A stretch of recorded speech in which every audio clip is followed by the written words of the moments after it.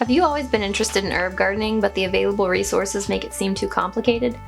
From long blogs to big thick books, there's just too much information, and you don't have the time.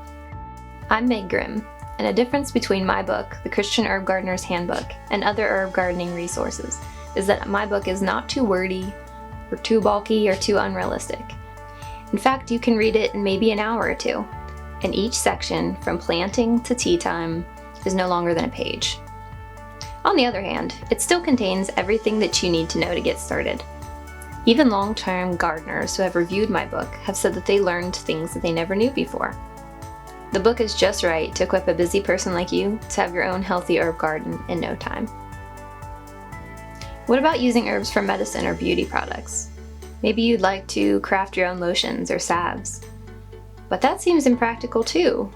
Could you really be an apothecary in your own home? Well, I have a secret. Using herbs, from cooking to medicine, is just as easy, if not easier, than growing them. Making herbal products is as straightforward as mixing a few ingredients together in a few minutes. The recipes I include in my book are for common herbal products.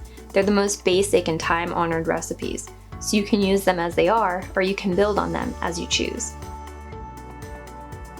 What I'm trying to say is my book makes the whole experience easy, so you can get started straight away. Another difference between my book and others is that it focuses on the theme of safety. Many herbal resources are going to mention safety, but my book will teach you how to stay vigilant in each area. Herbs are generally viewed as safe, but they contain chemicals that have effect on the body. One aspect of safety in herbal medicine that is largely overlooked, but should be the most important to a Christian, is spiritual safety.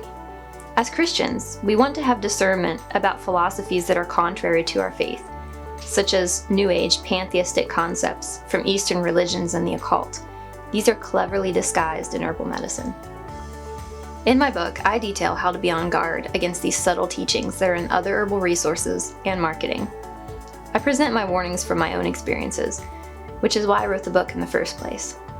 On that note, I also include a section on the real herbs of the Bible and how to not fall prey to false advertising. Lastly, the book ends with a directory of 30 herbs that are the most common and most popular. You can choose a handful of these to get started. Please know that I wrote this book just for you. I wrote it in the way that I wished a book had been available when I was getting involved in herb gardening. I hope that it equips you with the faith-based wisdom that you need to navigate this field that is unregulated and often very misunderstood. God bless.